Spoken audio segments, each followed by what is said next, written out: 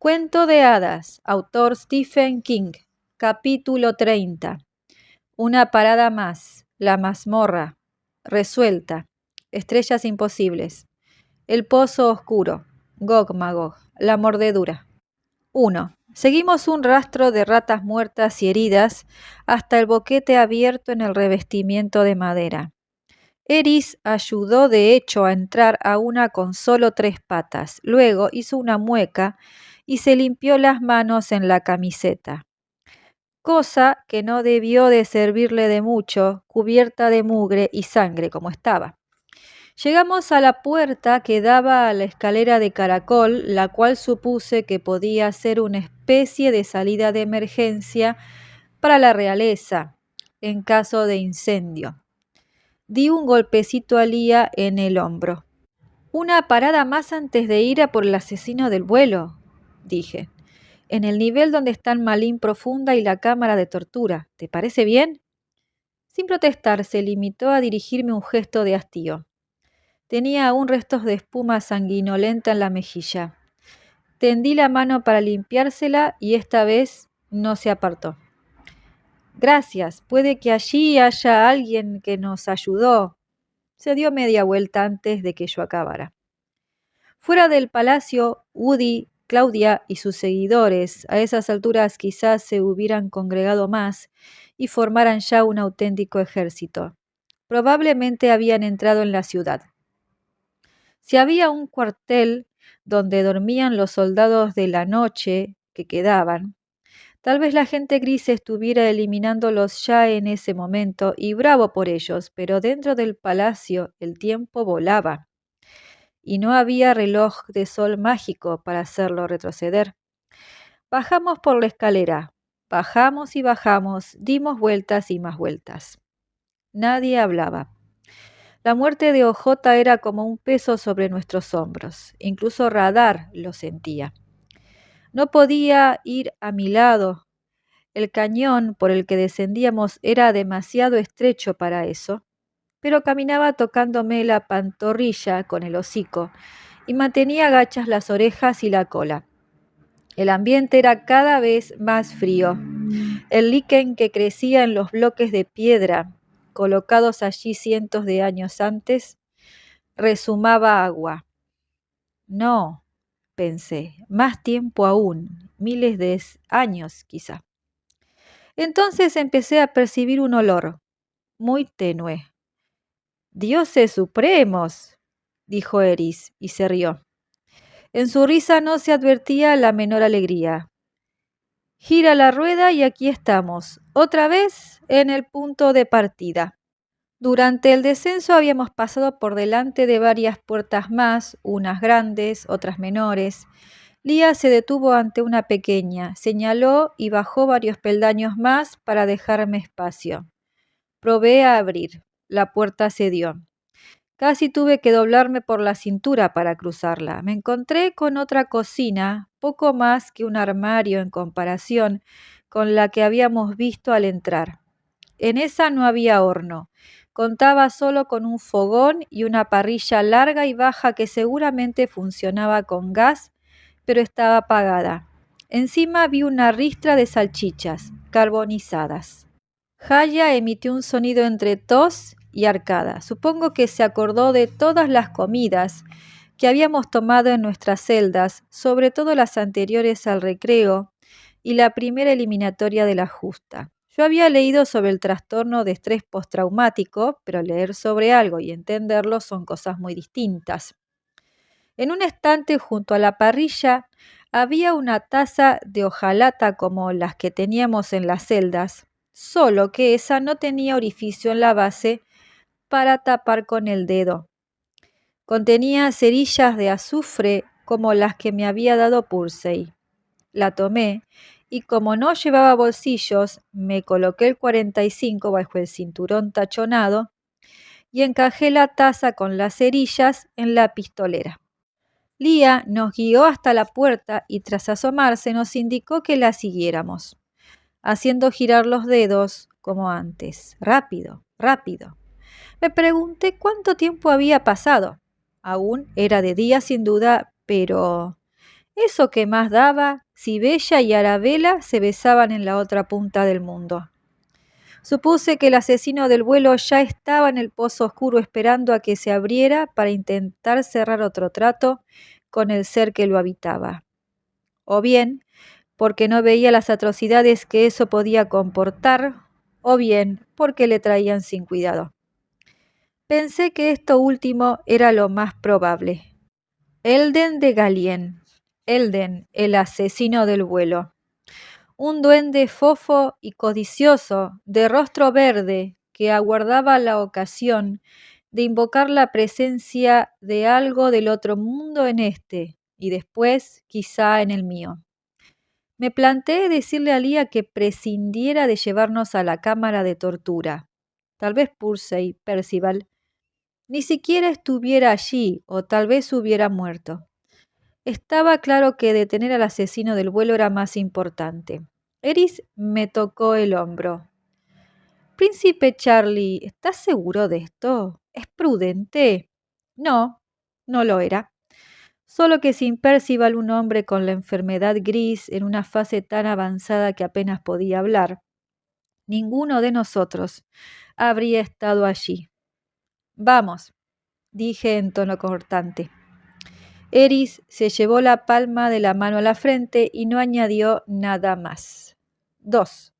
Reconocí el pasillo en el que nos esperaba Lía, que desplazaba el peso del cuerpo de un pie a otro y cerraba y abría la mano en torno a la empuñadura de la espada. A la derecha de la cocina auxiliar estaba el acceso a la mazmorra. A la izquierda y no muy lejos estaba la cámara de tortura. Eché a correr y las dejé atrás. Salvo por Radar, que trotó a mi lado con la lengua colgándole a un lado de la boca. La cámara se hallaba más lejos de lo que recordaba. Cuando llegué a la puerta abierta, me detuve lo suficiente para pensar en algo que no era exactamente una oración. Solo, por favor, por favor. Luego entré. Al principio, pensé que no había nadie, a menos claro que Percival estuviera dentro de la doncella de hierro. Pero si hubiese estado allí, sin duda habría resumado sangre y no había. Al cabo de un momento, una pila de harapos se movió en el rincón del fondo.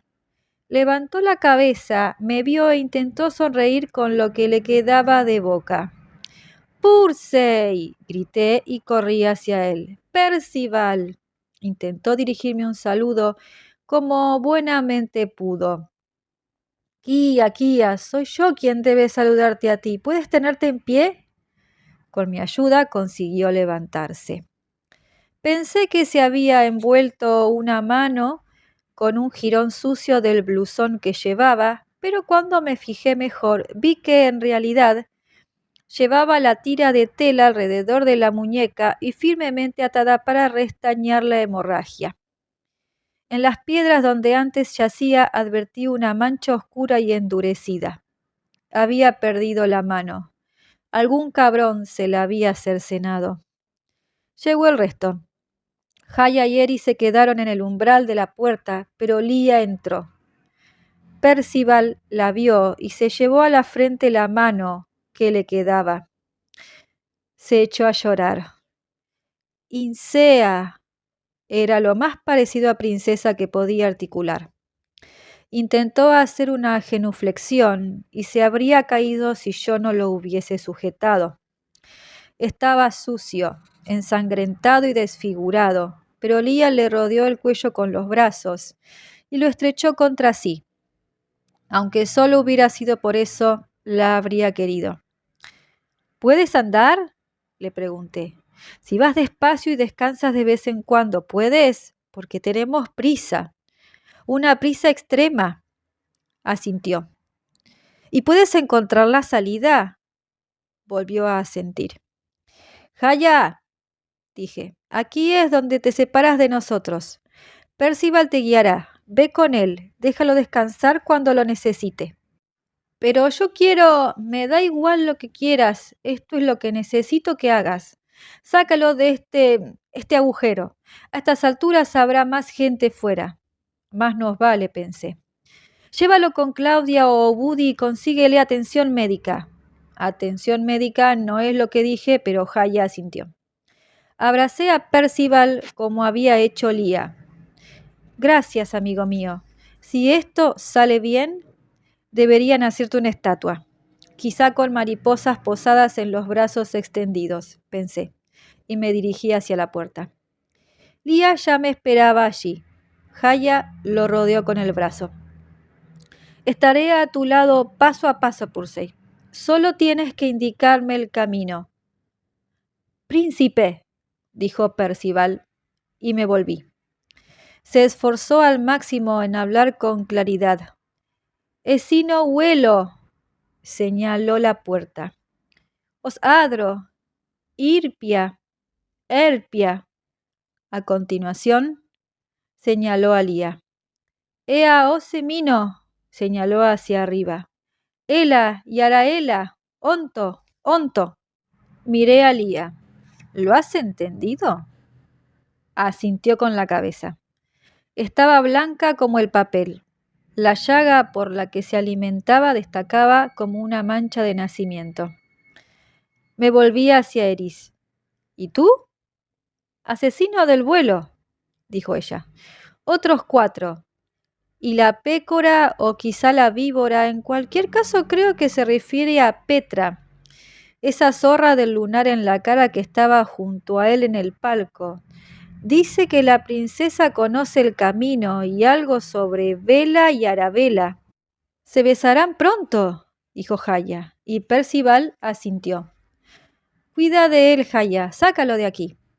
Lo sacaré si es verdad que conoce el camino, y aseguraos de que vuelva a veros. A todos. Se inclinó e hizo una rápida caricia de despedida a Radar. 3. Seguimos a Lía, que abandonó la escalera circular y enfiló un pasillo distinto. Se detuvo delante de una puerta. La abrió, meneó la cabeza y siguió. ¿De verdad sabe a dónde va? Susurró Eris. Creo que sí. Eso esperas. Hacía mucho tiempo que no venía. Llegamos a otra puerta. No, luego a otra. Lía se asomó adentro e hizo una seña. Estaba a oscuras. Señaló la taza con las cerillas que me había llevado de la cocina. Intenté frotarme una contra los fondillos del pantalón, un buen truco que había visto hacer a un vaquero de los de antes en una película en la TCM. Como no dio resultado, la encendí contra la piedra áspera junto a la puerta y la sostuve en alto. La habitación estaba revestida de madera, no de piedra, y llena de ropa, uniformes, blusones blancos de cocinero, batas y camisas de lana. Bajo una hilera de colgadores de madera había un montón de vestidos marrones apolillados. En el rincón vi una caja de guantes blancos, amarillentos por el paso del tiempo. Lía ya estaba cruzando la habitación y Radar la seguía, pero se volvió para mirarme a mí. Encendí otra cerilla y fui detrás de ellas. Lía se puso de puntillas, agarró 2 colgadores y tiró. No pasó nada. Dio un paso atrás y me señaló. Entregué la taza con las cerillas a Eris, agarré los colgadores y di un tirón. No pasó nada, pero noté que algo cedía. Tiré más fuerte y toda la pared giró hacia afuera, dejando escapar una ráfaga de aire antiguo. Unos goznes ocultos chirriaron. Eris encendió otra cerilla y vi telarañas, no enteras, sino en jirones grises. Eso, sumado al montón de vestidos descolgados, transmitía un claro mensaje. Alguien había cruzado esa puerta antes que nosotros. Encendí otra cerilla y me agaché. En el polvo se superponían varias huellas. Si hubiese sido un detective brillante como Sherlock Holmes, a lo mejor habría deducido cuántas personas habían pasado a través de esa puerta oculta. Tal vez incluso si nos sacaban mucha ventaja, pero yo no era ningún Sherlock. Sí pensé que era posible que transportasen una carga pesada, basándome en lo desdibujadas que se veían las huellas. como si arrastraran los pies en lugar de caminar. Me acordé del lujoso palanquín del asesino del vuelo. Otro tramo de escalera que se curvaba hacia la izquierda llevaba abajo. Más huellas en el polvo. Muy abajo se veía una luz tenue, pero no de un aplique de gas. Era verdosa. No me gustó mucho. Menos aún me gustó la voz que susurraba desde el aire frente a mí. Tu padre está muriendo en su propia mugre, dijo. Eris respiró hondo. Otra vez las voces. No las escuches, dije. ¿Por qué no me pides que no respire, príncipe Charlie? Lía nos llamó con una seña. Empezamos a bajar por la escalera. Radar gimió, inquieta, y pensé que quizá también ella oía voces. 4. Bajamos y bajamos. La luz verde cobró intensidad. Procedía de las paredes, resumaba por las paredes. Las voces también se oían más. Decían cosas desagradables, muchas sobre mis deplorables hazañas con Bertie Bird. Eris lloraba a mi espalda de forma casi inaudible, y en un momento dado musitó. ¿Por qué no paráis ya? No era mi intención. ¿Por qué no paráis, por favor? Casi. Hubiera preferido enfrentarme de nuevo a Hannah y a Molly la Roja. Habían sido atroces, pero tenían sustancia. Uno podía arremeter contra ellas. Si Lía oía esas voces, no dio señales de ello. Bajaba por la escalera con paso firme, la espalda recta y el cabello recogido, oscilando entre los omóplatos. Me molestaba su obstinada negativa a reconocer que el asesino del vuelo era su hermano.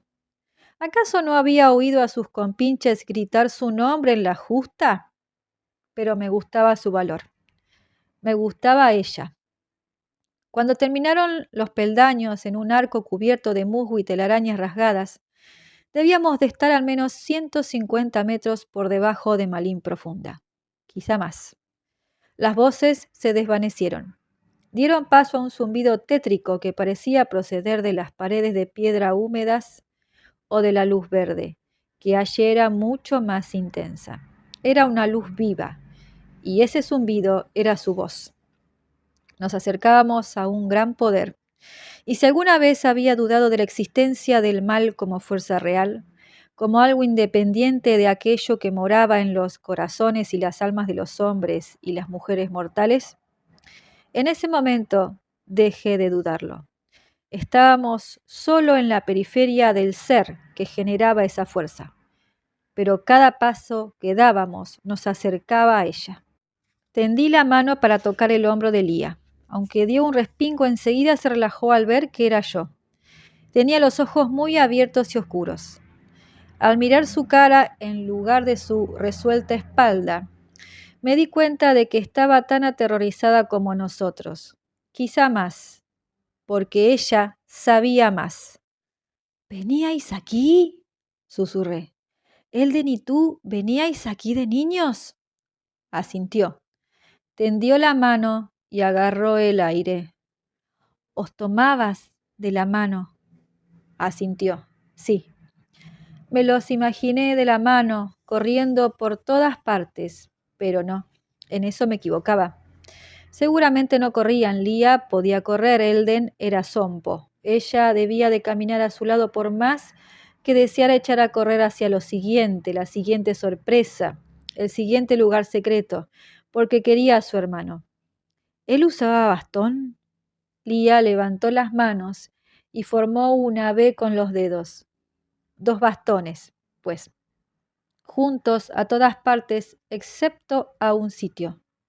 Lía nunca se sintió atraída por los libros, había dicho Woody. De los dos, el lector era Elden. Él descubrió esa puerta secreta en el cuarto donde está guardada la ropa, ¿verdad? Lo leyó en la biblioteca y debía de conocer también otros sitios. Sí. Libros antiguos. Quizá libros prohibidos como el Necronomicon, el grimorio imaginario sobre el que a Lovecraft le gustaba escribir. Me representé a Elden absorto ante un libro así, el niño feo con los pies zompos, el niño con bultos en la cara y joroba, el que vivía en el olvido, salvo cuando le gastaban bromas crueles. Acerca de eso yo lo sabía todo. Bertie y yo habíamos gastado no pocas durante mi etapa oscura. Aquel a quien nadie prestaba atención, excepto su hermana pequeña. ¿Por qué habrían de prestarle atención cuando con el tiempo sería su apuesto hermano mayor quien ocupara el trono? Y para cuando Robert ascendiera, Elden, cojo y enfermizo, Elden, el ratón de biblioteca, seguramente ya habría muerto. Las personas como él no vivían mucho, pillaban algo, tosían, tenían fiebre y morían. Elden, leyendo los libros viejos y polvorientos, sacados de estantes altos, o de un armario cerrado con llave que forzaba. Quizá al principio solo buscaba algún poder que utilizar contra el matón de su hermano y las víboras de sus hermanas. Más adelante concebiría la venganza. No fue idea tuya venir aquí, ¿verdad? A otras partes del castillo quizás sí, pero aquí no. Sí. Esto no te gustaba, ¿verdad? Las habitaciones secretas y la plataforma elevadora estaban bien, eran divertidas, pero esto era un mal sitio y tú lo sabías, ¿verdad? Tenía una expresión sombría y preocupada en los ojos. No hizo ningún gesto, ni sí ni no, pero se le saltaron las lágrimas. En cambio a Elden le fascinaba, ¿verdad?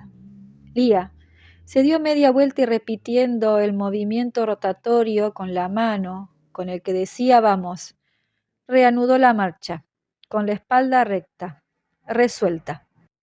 5. Radar se nos había adelantado un poco y olfateaba algo en el suelo del pasadizo. Un retazo de seda verde. Lo tomé. Lo miré, me lo guardé en la pistolera junto con la taza con las cerillas y no le di mayor importancia. Allí el espacio era ancho y alto, más túnel que pasadizo. Llegamos a un sitio donde se dividía en 3 ramales, iluminados todos con aquella luz verde pulsátil. Encima de cada entrada una dovela llevaba grabada la forma del ser que yo había visto partido en 2 en el suelo del ala residencial. Una criatura semejante a un calamar, con un cúmulo de tentáculos que ocultaban su horrenda cara.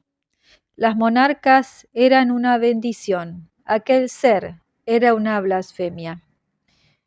He aquí otro cuento de hadas, pensé.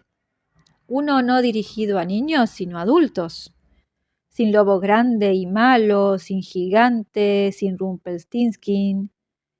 ¿Es eso que hay en los arcos una versión de Cthulhu y es eso Gómago? ¿El sumo sacerdote de los dioses de Elder, soñando sus sueños malévolos en las ruinas de R'lyeh? ¿Es a eso a lo que Elden quiere pedir otro favor? Lía se detuvo. Hizo ademán de dirigirse hacia el pasillo de la izquierda. Paró. Hizo ademán de dirigirse hacia el pasillo central y volvió a vacilar. Miraba al frente. Yo miraba al suelo donde vi huellas en el polvo que se adentraban en el túnel de la derecha. Ese era el camino que habían tomado el asesino del vuelo y su séquito, pero quería ver si ella se acordaba. Se acordaba. Entró en el pasillo de la derecha y continuó. La seguimos. El olor, el hedor, el tufo mefítico era más intenso allí. El zumbido, no más sonoro pero sí más penetrante. Unos hongos flácidos y deformes, tan blancos como los dedos de un muerto, surgían de las grietas de las paredes. Se volvían para vernos pasar. Al principio pensé que eran imaginaciones mías. No lo eran. «Esto es espantoso», dijo Eris. Hablaba en tono bajo y afligido. Creía que Malín era mala y también el campo donde teníamos que luchar, pero no era nada en comparación con esto. Y no había nada que decir, porque tenía razón. Seguimos adelante siempre hacia abajo. El olor era peor y el zumbido cobraba volumen gradualmente. Ya no se limitaba a las paredes.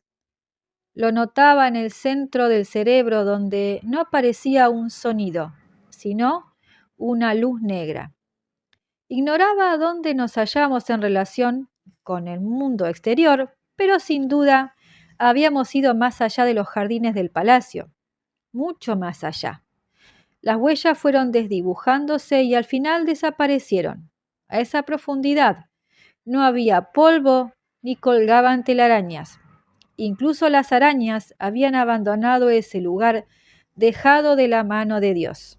Las paredes estaban cambiando. En algunos sitios habían sustituido las piedras por grandes bloques de cristal verde oscuro. En lo más hondo de estos se agitaban y arremolinaban gruesas espirales negras. Una se precipitó hacia nosotros y su extremo anterior sin cabeza se abrió, convirtiéndose en una boca. Eris dejó escapar un débil grito. Radar caminaba entonces tan cerca de mí que le rozaba el costado con la pierna a cada paso. Finalmente salimos a una gran sala abovedada de cristal verde oscuro.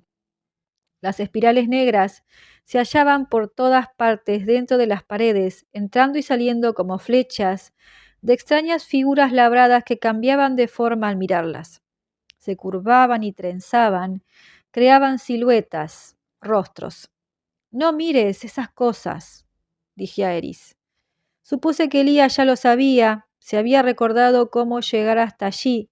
Sin duda no había olvidado aquellas figuras extrañas y cambiantes. Creo que te hipnotizarán. Lía, en el centro de aquella horripilante nave, miraba alrededor, desconcertada. Circundaban la sala numerosos pasadizos, todos alumbrados con aquella luz verde palpitante. Debía de haber al menos una docena. Creo que no puedo, dijo Eris. Su voz era un susurro trémulo. Charlie, lo siento, pero creo que no puedo. No tienes por qué hacerlo. Mi voz sonaba monótona y extraña como consecuencia del zumbido, creo. Sonaba como la voz del Charlie Reed que se había prestado a las malas pasadas que el Bird concebía y a las que él después hacía sus propias aportaciones. Vuelve. Si puedes encontrar el camino, quédate aquí y espéranos si no puedes. Lía trazó un círculo completo muy despacio, examinando cada pasadizo uno por uno. Luego me miró, alzó las manos y meneó la cabeza. No lo sé. Hasta aquí llegabas tú, ¿no? Elden seguía desde aquí sin ti. Sí. Pero al final volvía. Sí. La imaginé, esperando en esa extraña cámara verde con las tallas raras y aquellos seres negros que danzaban en las paredes. Una niña manteniéndose firme, resuelta, a pesar del insidioso zumbido, esperando sola. ¿Viniste con él otras veces? Sí. A continuación, señaló hacia arriba, cosa que no entendí. Después vino sin ti. Un largo silencio. Finalmente, sí. Y hubo una vez que ya no regresó. Sí.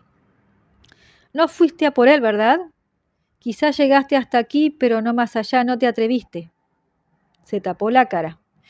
Era respuesta más que suficiente. Me voy, prorrumpió de pronto Eris. Lo siento, Charlie, pero no puedo. Huyó.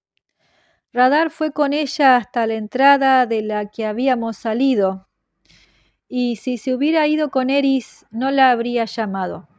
El zumbido ya me penetraba en los huesos. Tuve la clara premonición de que ni la princesa Lía ni yo volveríamos a ver el mundo exterior. Radar regresó hasta mí. Me arrodillé y la rodeé con el brazo, reconfortándome en la medida de lo posible. Diste por sentado que tu hermano estaba muerto. Sí. A continuación se aferró la garganta y salieron de ella unas palabras guturales. Está muerto. Está. La persona en que me había convertido, me estaba convirtiendo, era mayor. y más sabia que el estudiante de instituto que había salido al campo de amapolas. Ese Charlie, el príncipe Charlie, entendía que Lía tenía que creer eso. De lo contrario, la culpabilidad por no haber intentado rescatarlo habría sido insoportable. Aún así, sospecho que por entonces ella sabía ya cuál era la realidad. 6. El suelo era de un cristal verde lustrado que parecía descender hasta profundidades insondables. Los seres negros se agitaban debajo de nosotros y era indudable que tenían hambre. Allí no se veía polvo ni huella alguna. Si el asesino del vuelo había dejado algún rastro a su paso, un miembro del séquito lo había borrado por si alguien, nosotros, por ejemplo, intentaba seguirlos. Si Lía era incapaz de recordar, no había forma de saber cuál de los 12 pasadizos había que tomar, o quizás sí la hubiera. Recordé a la mujer del lunar junto a la boca cuando gritó: «¡De rodillas, sangre vieja! ¡De rodillas, sangre vieja!». Petra se llamaba, y llevaba un vestido de seda verde.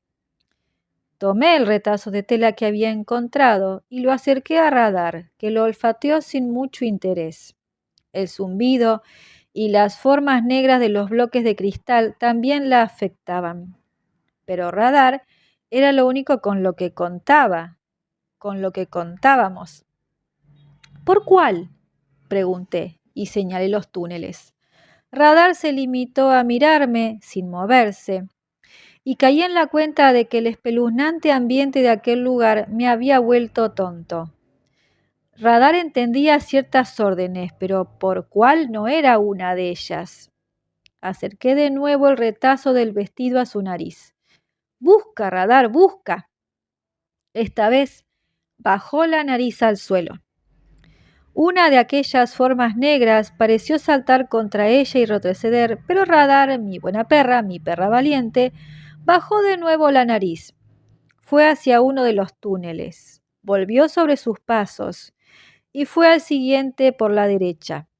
Allí se giró hacia mí y ladró. Lía no vaciló, echó a correr por el túnel. La seguí. El suelo de cristal verde del pasadizo adquirió más inclinación. Si la pendiente hubiera sido un poco mayor, creo que habríamos perdido el equilibrio.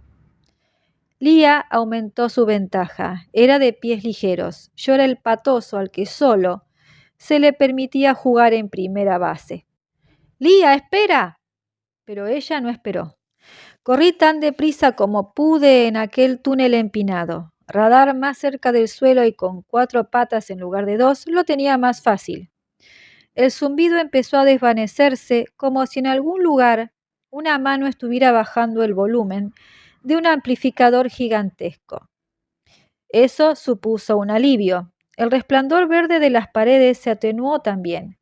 Lo sustituyó una luz más débil que se intensificó un poco cuando nos acercamos a la salida del pasadizo.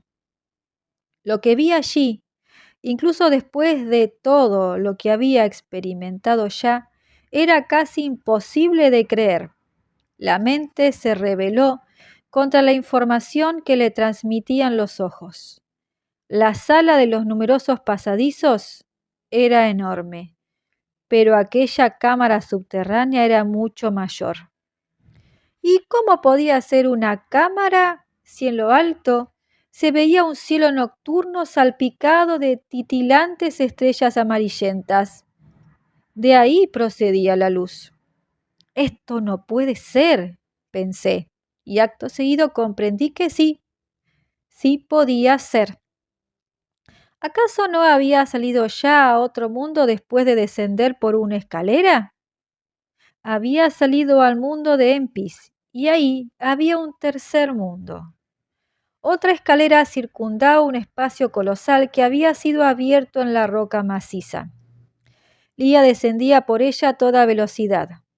Al fondo, unos 120 metros más abajo, vi el palanquín del asesino del vuelo. Tenía corridas las cortinas, moradas y guarnecidas con hilo de oro. Los 4 hombres que lo habían acarreado, arrimados a la pared curva con las cabezas en alto, contemplaban aquellas misteriosas estrellas. Debían de ser fuertes para haber transportado hasta allí al asesino del vuelo, y valientes. Pero desde donde yo me hallaba con radar a mi lado se los veía pequeños y aterrorizados. En el centro del suelo de piedra se alzaba una enorme grúa Derrick, fácilmente de 100 metros de altura.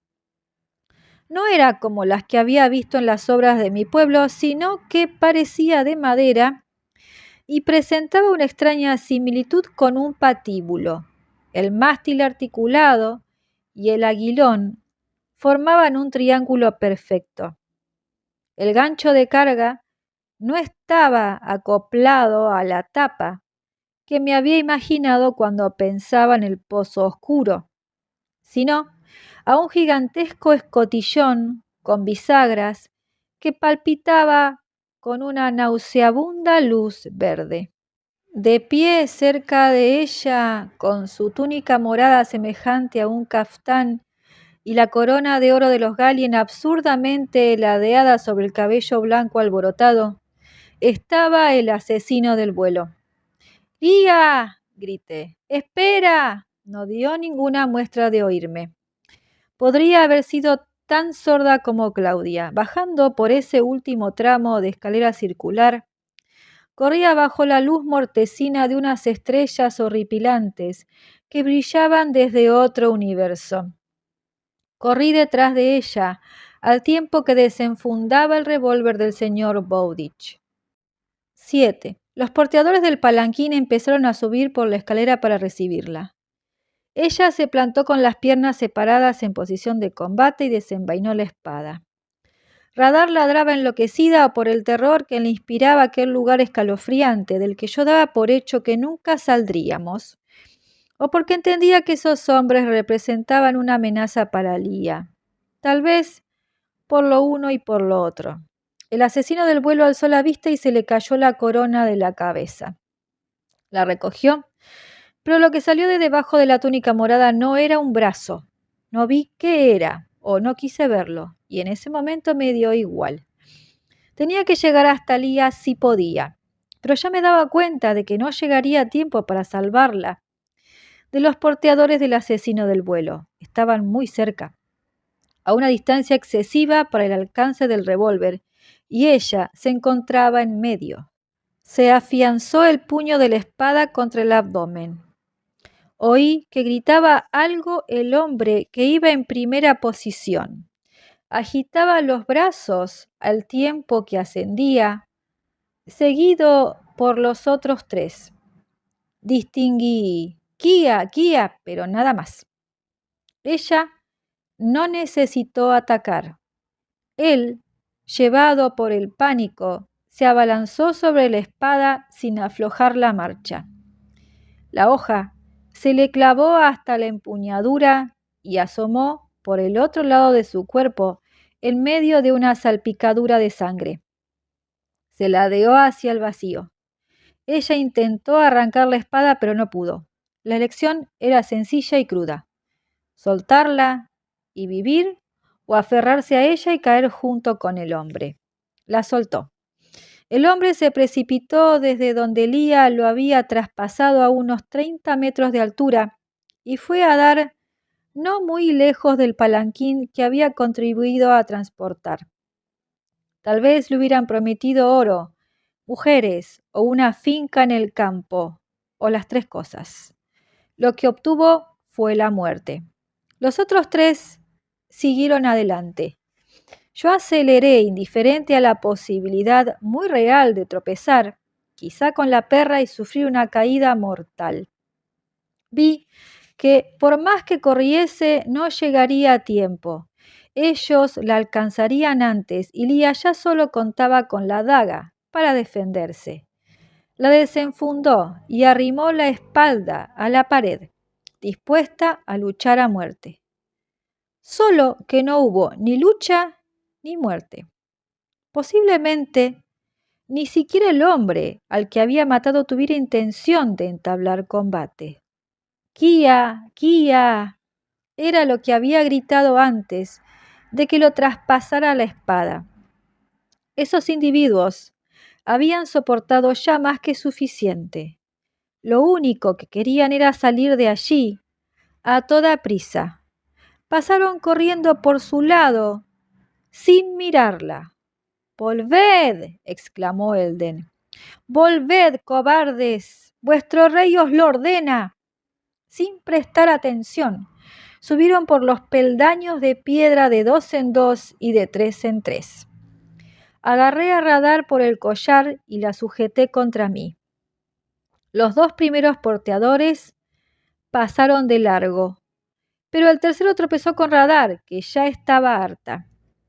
Echó la cabeza al frente y le hincó los dientes profundamente en el muslo.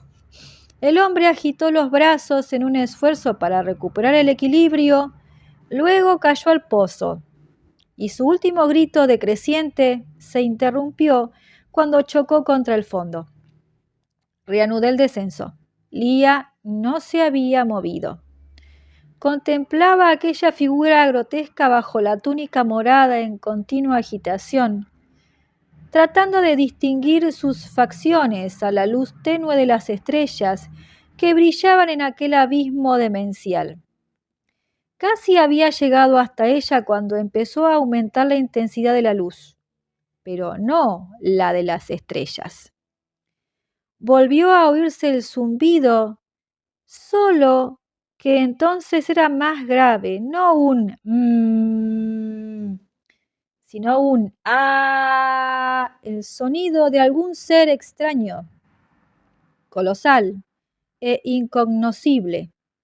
Al percibir el olor de una comida que sabe que será deliciosa. Alcé la vista. Lía alzó la vista. Radar alzó la vista. Lo que vimos aparecer en aquel cielo oscuro y estrellado fue espeluznante. Pero el verdadero horror fue este, también era hermoso. Si no había perdido totalmente la noción del tiempo, en algún lugar por encima de nosotros aún era de día. Bella y Arabella tenían que estar en el lado opuesto del mundo, del que Empis formaba parte. Pero ahí se veían esas 2 mismas lunas, proyectadas desde un vacío negro que no tenía por qué existir, y bañaban aquel infierno con su luz pálida y sobrecogedora. La más grande se acercaba a la más pequeña y no iba a pasar ni por detrás ni por delante. Después de los dioses supremos, sabían cuántos miles de años. Las 2 lunas, estas y las reales, en algún lugar al otro lado de la curva del planeta, se hallaban en trayectoria de colisión. Toparon en un choque que fue insonoro, era realmente una proyección, pues, y se vio acompañado de un destello resplandeciente. Los fragmentos volaron en todas las direcciones, llenando aquel cielo oscuro como pedazos rotos de losa reluciente. El bramido atonal subió aún más de volumen. Era ensordecedor. El brazo de la grúa de Rick comenzó a elevarse, estrechando el triángulo entre él y el mástil. No emitía ruido de maquinaria, pero en todo caso yo no lo habría oído. El resplandor cegador de las lunas en plena desintegración tapó las estrellas y bañó el suelo de luz. El escotillón del pozo oscuro empezó a levantarse, sujeto por el gancho de la grúa de Rick. La grotesca criatura de la túnica morada también miraba hacia arriba y cuando Lía bajó la vista, sus miradas se cruzaron. Los ojos de él estaban hundidos en unas cuencas profundas de carne verdosa. Los de ella eran grandes y azules. A pesar de todos los años y todos los cambios, lo reconoció. La consternación y el horror de Lía fueron inequívocos. Traté de retenerla, pero ella se zafó de un tirón convulsivo con el que estuvo a punto de caer al vacío. y yo me hallaba en estado de shock, aturdido por lo que acababa de ver. La colisión entre dos lunas en un cielo que no tenía derecho a existir. Los trozos se esparcían y empezaban a apagarse. En el contorno del escotillón del pozo oscuro apareció un semicírculo de oscuridad que rápidamente se ensanchó hasta convertirse en una sonrisa negra. El grito largo y ronco de satisfacción cobró volumen. El asesino del vuelo se encaminó a trompicones hacia el pozo. La túnica morada se elevaba en varias direcciones distintas. Por un momento aquella horrenda cabeza fofa quedó tapada y acto seguido la túnica cayó a un lado y quedó en el suelo de piedra. El hombre que había debajo era solo medio hombre, del mismo modo que Elsa había sido solo media mujer. Sustituía a sus piernas una maraña de tentáculos negros que lo impulsaban presurosamente con un andar oscilante. Otros tentáculos sobresalían de la bolsa colgante de su vientre, alzándose hacia el escotillón en ascenso como obscenas erecciones. En lugar de brazos, tenía unos apéndices horripilantes similares a serpientes que se agitaban en torno a su cara como algas en una fuerte corriente. Y comprendí que el ser del pozo, fuera lo que fuese, no era Cthulhu. Elden era el Cthulhu de ese mundo, de un modo tan incuestionable como que Dora era la anciana que vivía en un zapato y Lía era la chica de las ocas. Había trocado unos pies deformes y una joroba, sifosis, por algo mucho peor. ¿Consideraba justo el trueque? ¿Habían bastado la venganza y la lenta destrucción del reino para equilibrar la balanza? Lía llegó al pie de la escalera. En el cielo, los fragmentos de Bella y Arabella seguían desplegándose. ¡Lía!, grité. ¡Lía, para, por amor de Dios! Justo había dejado atrás el palanquín, cuyas cortinas colgaban flácidas, cuando se detuvo. Pero no porque yo la hubiese llamado. No creo que me oyese siquiera. Tenía toda la atención puesta en la masa fofa que había sido su hermano. Él se inclinaba ávidamente sobre el escotillón en ascenso, con la carne suelta de su rostro colgando como masa. Volvió a caérsele la corona de la cabeza. Más tentáculos negros le surgieron del cuello, la espalda y la raja del culo. Estaba convirtiéndose ante mis ojos en Cthulhu, el señor de los dioses antiguos, un cuento de pesadilla hecho realidad. Pero el verdadero monstruo estaba abajo. Pronto saldría. Gog Magog. 8. Recuerdo lo que ocurrió a continuación con desgarradora claridad. Lo vi todo desde donde me hallaba, quizá a una decena de peldaños por encima del palanquín abandonado, y todavía lo veo en sueños. Radar ladraba, pero apenas la oía por encima del zumbido ensordecedor y constante del pozo oscuro. Lía alzó la daga y sin vacilar se la hundió en la llaga por donde se alimentaba. Luego, con las dos manos, se abrió la cicatriz que tenía por boca, de derecha a izquierda. ¡Elden!, gritó. De la boca reabierta brotó una fina lluvia de sangre. Tenía la voz ronca, debido a sus hazañas con la ventriloquía, supuse. Pero la primera palabra que había pronunciado sin tener que proyectarla desde las profundidades de su garganta fue lo bastante sonora a pesar del zumbido para que su horrendo hermano la oyera. Él se volvió. Vio a Lía, la vio realmente por primera vez. Elden, para ahora, que aún estás a tiempo. Él vaciló. Y aquel bosque de tentáculos, para entonces más, muchos más, se agitó. ¿Advertía afecto en aquellos ojos llorosos? ¿Arrepentimiento? ¿Pesadumbre, quizá vergüenza por haber maldecido a la única a quien había querido junto con todos aquellos a quienes no había querido?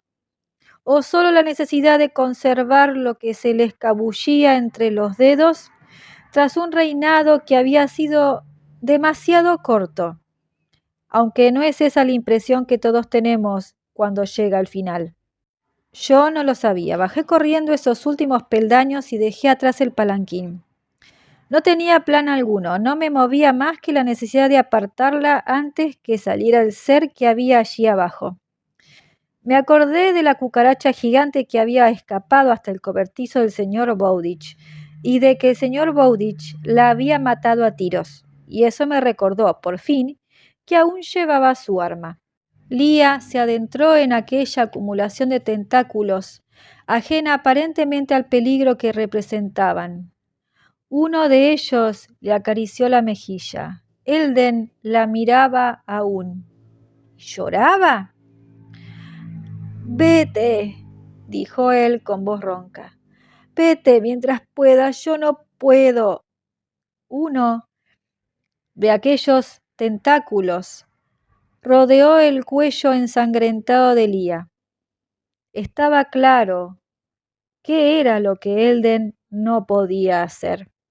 Detener a la parte de él poseída por el ser del pozo. Y todos los libros que había leído en la biblioteca del palacio. ¿Acaso ninguno contenía el relato más básico de todas las culturas? ¿El que dice que cuando pactas con el diablo siempre sales perdiendo? Agarré el tentáculo, uno que tal vez formara parte de un brazo cuando Elden hizo su pacto, y lo arranqué del cuello de Leah. Era correoso y estaba recubierto de una especie de lodo. En cuanto dejó de asfixiar a Leah, lo solté. Otro me envolvió la muñeca y un segundo se enrolló en torno a mi muslo. Empezaron a tirar de mí hacia Elden y hacia el pozo parcialmente abierto. Levanté el arma del señor Bowditch para dispararle, pero un tentáculo se enroscó alrededor del cañón, me la arrancó de la mano y lo tiró. El revólver resbaló por el áspero suelo de piedra en dirección al palanquín abandonado. Radar estaba entre Elden y el pozo. Erizada toda ella, ladraba con tal vehemencia que escupía espuma por las fauces. Se abalanzó para morderlo. Un tentáculo, uno, que había formado parte de la pierna izquierda de Elden, restalló como un látigo y Radar salió despedida. Yo me veía arrastrado hacia adelante. Tal vez el monstruo estuviera llorando por su hermana, pero también sonreía ante la expectación de una horrenda victoria, real o imaginada. Otros dos tentáculos pequeños surgieron de esa sonrisa para saborear el aire. La grúa de Eric seguía tirando del escotillón, pero además algo lo empujaba desde abajo, ensanchando la brecha. Ahí abajo hay otro mundo, pensé, un mundo negro que no quiero ver. Tú formabas parte de aquello, gritó Alía, el ser fofo de rostro verde. Tú formabas parte de aquello, o habrías venido conmigo, habrías sido mi reina. Otros tentáculos salidos del asesino del vuelo la atraparon, las piernas, la cintura, nuevamente alrededor del cuello, y tiraron de ella hacia adelante.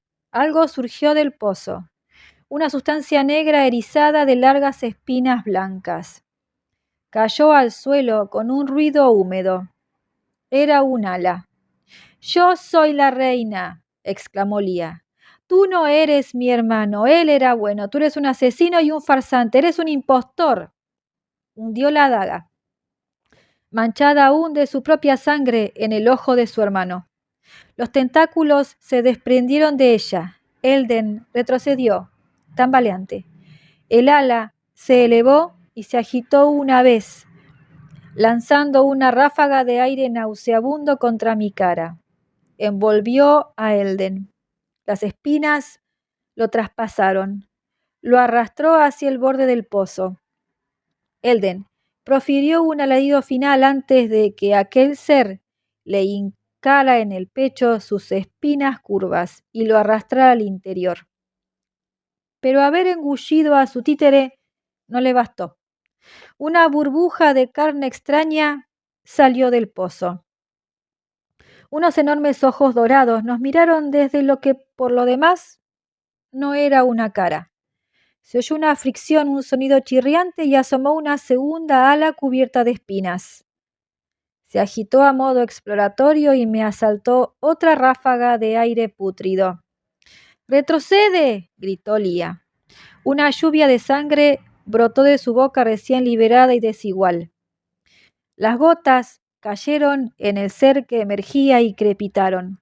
Yo, la reina de Empis, te lo ordeno. Siguió saliendo, agitando sus dos alas con espinas. Despedía chorros de un líquido fétido.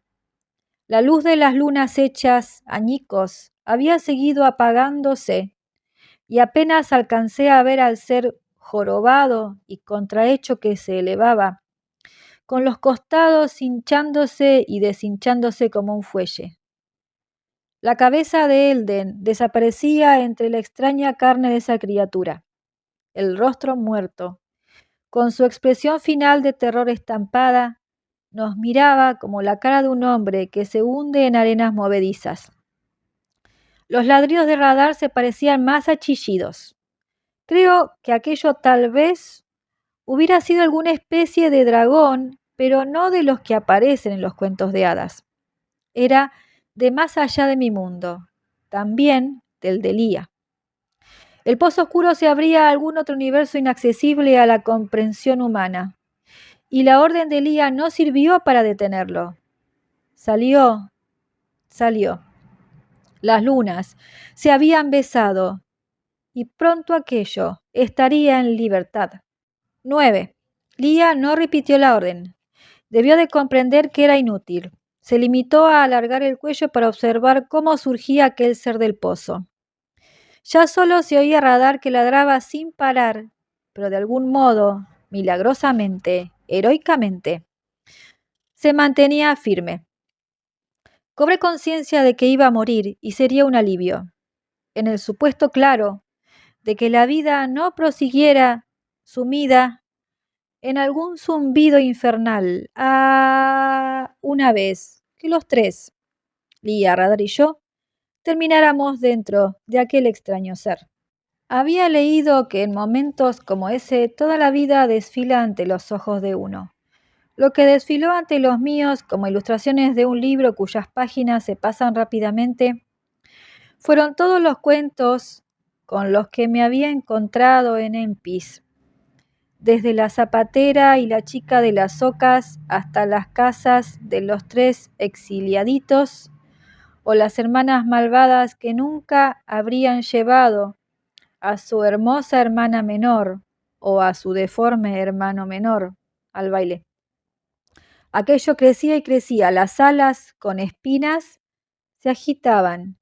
El rostro de Elden había desaparecido en sus entrañas incognoscibles. Entonces me acordé de otro cuento de hadas. Érase una vez un hombrecillo malévolo llamado Christopher Polly, que había ido a robar el oro del señor Bowditch.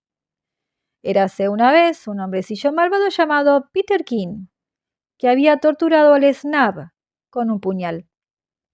Érase una vez mi madre, que fue arrollada por la furgoneta de un fontanero en el puente de Sycamore Street y murió al ser arrastrada contra un montante del puente. La mayor parte de ella permaneció en el puente, pero su cabeza y sus hombros acabaron en el río Little Rumple. Siempre Rumpelstiltskin. Desde el mismísimo principio, el cuento de hadas primigenio, podría decirse. ¿Y cómo se deshizo la hija de la reina del conflictivo duende? «Sé cómo te llamas», exclamé. Aquello no era mi voz, como tampoco muchos de los pensamientos y percepciones de este relato eran propios del chico de 17 años que había llegado a Empis. Era la voz de un príncipe, ni de ese mundo ni del mío. Había empezado llamando a Empis lo otro, pero yo era lo otro. Todavía Charlie Reed sin duda, pero también otra persona.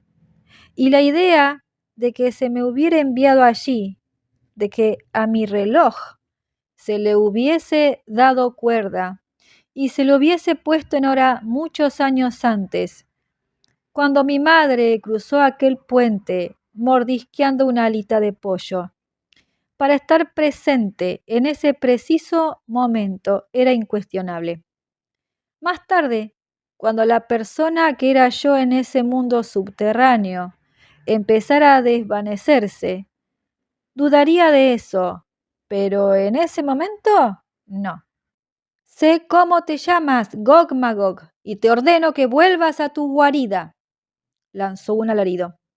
El suelo de piedra tembló y se resquebrajó. Muy por encima de nosotros las tumbas dejaban salir de nuevo a sus muertos, y una enorme grieta surcaba en zigzag el campo de las monarcas. Aquellas alas descomunales se agitaron, lanzando una lluvia de gotas pestilentes que quemaban como ácido. Pero ¿sabéis qué? Aquel alarido me gustó porque yo era un príncipe oscuro y aquel era un alarido de dolor.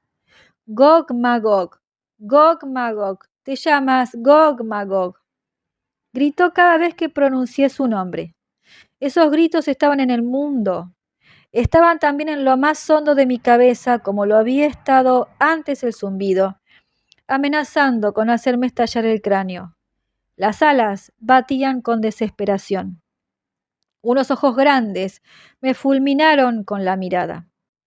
Vuelve a tu guarida, Gog Magog. Puedes regresar aquí, Gog Magog, dentro de 10 años o de 1000, Gog Magog, pero no en el día de hoy. Extendí los brazos. Si tú me llevas, Gog Magog, te reventaré las entrañas con tu nombre antes de morir. Empezó a retroceder, plegando las alas sobre aquellos ojos espantosos de mirada fija. El sonido de su descenso fue un sloop líquido que me provocó náuseas. Me pregunté cómo demonios íbamos a conseguir que aquella grúa de Rick gigantesca bajara la tapa, pero Lía tenía la solución. Aunque tenía la voz ronca y quebrada, ¿no vi que aparecían unos labios en su boca maltrecha? No estoy seguro. Pero después de verme obligado a engullir tal cantidad de fantasías, esa me la tragué de muy buena gana. Cierra en nombre de Lía de los Galien. Lentamente, demasiado lentamente para mi gusto, el aguilón de la grúa de Rick empezó a bajar el escotillón. El cable perdió su tirantez y el gancho se desprendió por fin. Dejé de contener la respiración. Lía se arrojó a mis brazos y me estrechó con toda su alma. Noté en el cuello la sangre caliente de su boca recién abierta. Algo chocó contra mí desde atrás. Era Radar, que con las patas traseras en el suelo y las delanteras apoyadas en mi trasero, meneaba la cola como una loca. ¿Cómo lo has sabido?, preguntó Lía con su voz quebrada. Por un cuento que me contó mi madre, respondí, lo cual en cierto modo verdad era. Al morir, como lo hizo, era como si ella me lo hubiera contado. Debemos irnos, Lía, o tendremos que abrirnos camino en la oscuridad. Y tienes que dejar de hablar, veo lo mucho que te duele. Sí, pero es un dolor maravilloso. Lía señaló el palanquín. Deben de haber traído al menos un farol. ¿Te quedan cerillas? Milagrosamente, aún las llevaba encima. Tomados de la mano fuimos hasta el palanquín abandonado con Radar entre nosotros. Lía se agachó una vez en el camino, pero yo apenas me di cuenta. Estaba concentrado en encontrar algo con lo que alumbrarnos antes de que la luz de las lunas, hechas añicos, se extinguiera por completo. Descorrí una de las cortinas del palanquín y allí, encogido, en el lado opuesto, estaba el miembro del grupo de Elden del que me había olvidado. El asesino del vuelo, había dicho Percival. Otros 4. Y la pécora. O quizá había dicho la víbora. El cabello de Petra había escapado de las sartas de perlas entrecruzadas que lo sujetaban. El maquillaje blanco se le había agrietado y corrido. Me miró con horror y aversión. «Lo has echado todo a perder, mocoso detestable». La palabra mocoso me arrancó una sonrisa. Quía, quía, cariño. A palabras necias, oídos sordos. Colgado de un pequeño gancho de latón en la parte delantera del palanquín, vi lo que tenía la esperanza de encontrar, uno de aquellos faroles en forma de torpedo. Yo era su consorte, ¿me oyes? Su elegida. Le dejé que me tocara con esas serpientes repulsivas que tenía por brazos. Le lamí la baba. No le quedaba mucho de vida, cualquier tonto lo veía, y habría reinado yo. En mi modesta opinión, aquello no merecía respuesta. Habría sido la reina de Empis. Tendí la mano hacia el farol. Contrajo los labios y enseñó los dientes, que tenía afilados como Hannah. Quizá fuera la última moda en la corte infernal del asesino del vuelo. Se abalanzó hacia mí y me hincó esos colmillos en el brazo. El dolor fue inmediato e insoportable. La sangre brotó de sus labios apretados. Los ojos se le salían de las cuencas. Intenté zafarme de ella. Se me desgarró la carne, pero mantuvo los dientes clavados. «Petra», dijo Lía. Su voz era un gruñido ronco. «Toma esto, vieja bruja asquerosa». El estampido del 45 del señor Bowditch, que Lía se había agachado a recoger, fue ensordecedor. En el reseco maquillaje blanco de Petra, justo por encima del ojo derecho, apareció un orificio. Echó la cabeza atrás y justo antes de que se desplomara en el suelo del palanquín, vi algo de lo que habría podido prescindir. Un trozo de mi antebrazo del tamaño del pomo de una puerta colgaba de esos dientes afilados. Lía no vaciló. Arrancó una de las cortinas laterales del palanquín, rasgó un trozo largo del extremo inferior y me lo ató alrededor de la herida. La oscuridad ya era casi total. Tendía en la penumbra el brazo ileso para tomar el farol. La idea de que Petra pudiera cobrar vida de pronto y morderme, también ese otro brazo, era absurda pero poderosa. Casi se me cayó el farol. Por príncipe que fuera, temblaba a causa de la conmoción. Tenía la sensación de que Petra no solo me había mordido el brazo, sino de que me había rociado la herida con gasolina y le había prendido fuego. «Enciéndelo tú», dije. «Las cerillas están en la funda del revólver».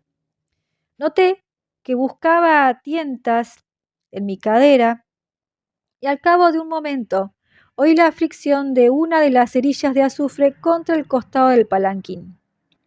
Incliné el tubo de cristal del farol. Ella hizo girar una pequeña rueda en el costado para avanzar la mecha y encenderla. Luego lo tomó de mi mano y mejor así, se me habría caído. Me encaminé hacia la escalera de caracol. Pensé que me alegraría de no ver nunca otra de esas, pero ella me retuvo y tiró de mí hacia abajo. Sentí el roce de su boca hecha jirones en la oreja cuando susurró: «Era mi tía abuela». Era demasiado joven para ser tu abuela o tu tía abuela o lo que fuese, pensé. Me acordé entonces del señor Bowditch, que se había ido de viaje y había regresado encarnando a su propio hijo. «Salgamos de aquí y no volvamos nunca», dije. 10. Salimos de aquel agujero muy despacio. Yo tenía que parar a descansar cada 50 peldaños. Me palpitaba el brazo con cada latido del corazón y sentía que el vendaje improvisado que me había aplicado Lía se empapaba de sangre. Seguía viendo a Petra al caer muerta con un trozo de carne mía en la boca. Cuando llegamos a lo alto de la escalera tuve que sentarme. Para entonces me palpitaba la cabeza, además del brazo. Recuerdo haber leído en algún sitio que, en lo que se refiere a provocar infecciones peligrosas, quizá incluso letales, solo la mordedura de un animal rabioso supera la de un humano supuestamente saludable. ¿Y cómo iba yo a saber en qué medida era Petra una persona saludable después de años de trato? Mi mente se resistió a la idea de comercio carnal con Elden. Imaginé que sentía que su veneno me recorría el brazo hasta el hombro y desde allí seguía hasta el corazón. No me sirvió de mucho decirme que no eran más que chorradas. Lía me dejó sentarme un momento mientras Radar me rozaba inquieta un lado de la cara con el hocico y finalmente señaló el depósito del farol. Estaba casi vacío y el resplandor de las paredes había desaparecido con la muerte de Elden y la retirada de Gog-Magog. Su indicación estaba clara. Si no queríamos salir a trompicones en medio de la oscuridad, debíamos ponernos en marcha. Nos hallamos hacia la mitad de la rampa empinada que llevaba a la inmensa cámara con su círculo de 12 pasadizos cuando el farol titiló y se apagó. Lía dejó escapar un suspiro y me tomó la mano ilesa. Seguimos avanzando despacio. La oscuridad era desagradable, pero no tanto una vez que habían desaparecido el zumbido y las voces susurrantes. El dolor del brazo sí era atroz. La hemorragia de la mordedura no se había detenido. Sentía la sangre caliente en la palma de la mano y entre los dedos. Radar me lo olfateaba y gemía. Me acordé de Ojota, que había muerto por el corte de un cuchillo envenenado. Era otro recuerdo, como el de mi carne colgando de los dientes puntiagudos de Petra, en el que no quería pensar, pero no podía evitarlo. Lía paró y señaló con el dedo. Caí en la cuenta de que la veía señalar porque volvía a ver luz en el pasadizo. No la nauseabunda luz verde de aquellas extrañas paredes mitad cristal, mitad piedra, sino un cálido resplandor amarillo vacilante. Cuando cobró intensidad, Radar corrió hacia allí ladrando con toda su alma. ¡No! Exclamé, lo que hizo que me doliera aún más la cabeza. ¡Quieta, chica! No me prestó atención. Y esos no eran los ladridos furiosos y aterrorizados que poco antes lanzaban el universo oscuro que habíamos dejado atrás. Pero no lo bastante lejos, nunca estaría lo bastante lejos. Esos eran ladridos de emoción, y algo surgía del creciente resplandor, brotaba del resplandor. Radar se tumbó, meneando la cola y el trasero, y el snap brincó a su lomo. Lo seguía un enjambre de luciérnagas. El señor de las cosas pequeñas, dije, mira por dónde. Las luciérnagas, debía de haber al menos 1000, formaron una nube incandescente por encima de mi perra y el enorme grillo rojo montado en ella, y los dos ofrecieron una hermosa imagen en aquella luz tenue y cambiante. Radar se levantó, creo que en respuesta a alguna orden de su jinete que no iba dirigida a los oídos humanos. Empezó a subir por el suelo en pendiente. Las luciérnagas, arremolinadas sobre ellos, dieron media vuelta y regresaron en dirección contraria. Lía me dio un apretón en la mano. Seguimos a las luciérnagas. 11. Eris nos esperaba en la sala tamaño catedral con los 12 pasadizos. El Snab había llevado hasta nosotros un batallón de luciérnagas, pero había dejado allí un pelotón para que Eris no se quedara completamente a oscuras. Cuando salimos, corrió hacia mí y me abrazó, al tensarme a causa del dolor. Se echó atrás y observó el vendaje improvisado empapado de sangre y aún goteante. «¡Dioses supremos! ¿Qué te ha pasado?» Luego miró a Lía y ahogó una exclamación. «¡Oh, mi señora!» «Es demasiado largo para contarlo», dije, pensando que tal vez fuera demasiado largo para contarlo nunca. «¿Qué haces aquí? ¿Por qué has vuelto?» «El Snab me ha guiado y ha traído luz, como veis. Necesitáis atención médica los dos y Fried está muy enfermo». Tendrá que ser Claudia, pues, pensé. Claudia sabrá qué hacer si es que puedo hacerse algo. Tenemos que salir de aquí, dije. No soporto más estar bajo tierra. Miré al grillo rojo en el lomo de radar. Él me miró a mí. Aquellos pequeños ojos negros le conferían un aspecto singularmente solemne. Ve tú primero, Sir Snap, si eres tan amable. Y eso hizo. 12. Cuando por fin salimos, varias personas aguardaban apiñadas en el guardarropa. Las luciérnagas ondearon por encima de sus cabezas como una bandera de luz. Entre ellas se encontraba Jaya y Percival, y algunos más de mi tiempo de reclusión en Malí Profunda, aunque no recuerdo quiénes. Para entonces estaba cada vez más mareado, y me dolía la cabeza de tal modo que parecía haberse convertido en una bola blanca de dolor palpitante, suspendida a 8 centímetros delante de mis ojos.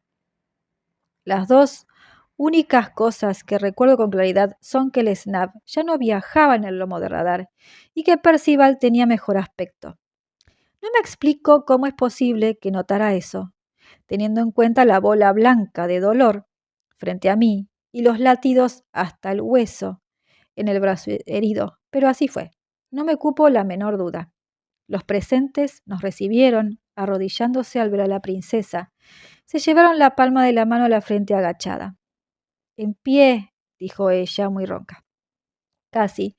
Había perdido la voz, pero pensé que era por utilizarla demasiado y que la recuperaría con el tiempo. La posibilidad de que se le hubieran roto permanentemente las cuerdas vocales era demasiado horrible para contemplarla. Se levantaron. Con Lía como mi apoyo a un lado y Eris al otro, abandonamos el guardarropa abarrotado. Llegué casi a la primera escalera y allí me fallaron las piernas. Me llevaron a cuestas. Quizá mis amigos de Malín Profunda, quizá la gente gris, quizás unos y otros. No lo recuerdo.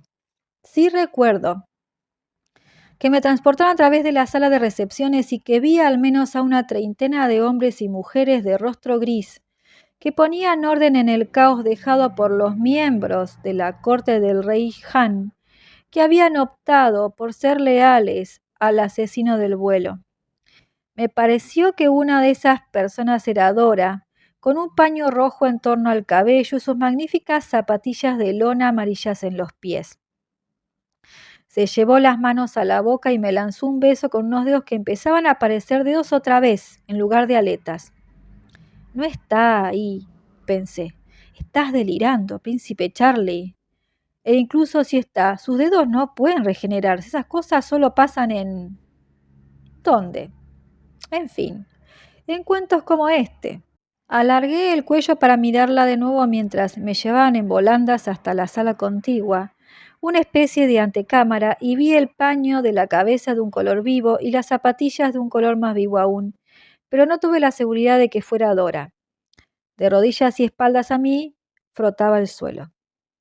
Atravesamos más habitaciones y seguimos por un largo pasillo, pero para entonces estaba a punto de perder el conocimiento y me hubiese alegrado si eso me llevaba a un lugar donde no sintiera que iba a estallarme la cabeza y el brazo, como si fuera un tronco de Navidad en llamas, pero aguanté. Si iba a morir, y desde luego esa sensación me daba, quería hacerlo a cielo descubierto, respirando aire fresco. Me iluminó una luz intensa, empeoró el dolor de cabeza, pero a la vez fue una sensación maravillosa, porque no era la luz nauseabunda del mundo subterráneo situado debajo de Lilimar. No era siquiera el resplandor mucho más amable de las luciérnagas. Era la luz del día, pero no solo eso, era la luz del sol. Medio sentado, medio tendido, me sacaron a esa claridad. Las nubes se abrían y vi el cielo azul por encima de la gran plaza delante del palacio. No solo un triste retazo de azul, sino acres de azul. No, kilómetros de azul. ¡Y qué sol, Dios mío! Bajé la vista y vi mi sombra. Al verla, me sentí como Peter Pan, aquel príncipe de los niños perdidos. Se oyó una inmensa ovación.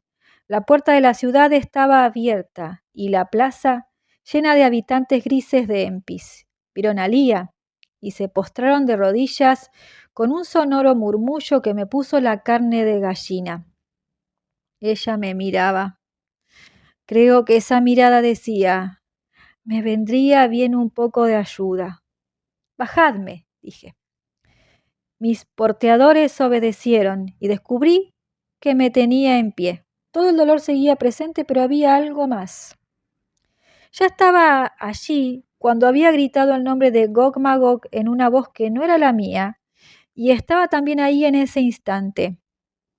Levanté los brazos, el derecho ileso y el izquierdo que aún goteaba sangre, tiñendo de escarlata el vendaje nuevo que Jaya me había puesto en algún momento, como las amapolas en la ladera de detrás de la cuidada casita de Dora. Abajo la gente guardaba silencio, expectante de rodillas. Y a pesar del poder que sentí en mi interior, recordé que no estaban de rodillas por mí. Ese no era mi mundo era el otro. Pero aún tenía una tarea pendiente ahí. Atended, pueblo de Empis, el asesino del vuelo ha muerto. Prorrumpieron en un bramido de aprobación y agradecimiento. El pozo oscuro está cerrado y la criatura que lo habita está confinada adentro. Recibieron la noticia con otro bramido. Sentí entonces que ese poder, esa otredad, me abandonaba, llevándose consigo la fuerza que antes me proporcionaba. Pronto volvería a ser el simple Charlie Reed de siempre, si la mordedura de Petra no me mataba antes, claro. Pueblo de Empis, salve Lía de los Galien, salve vuestra reina. Creo que fueron unas palabras de despedida morrocotudas, como habría podido decir mi padre, pero nunca lo sabré con certeza, porque fue entonces cuando me fallaron las bisagras de las rodillas y perdí el conocimiento. Esta historia continuará. Los espero en el próximo capítulo. Adiós.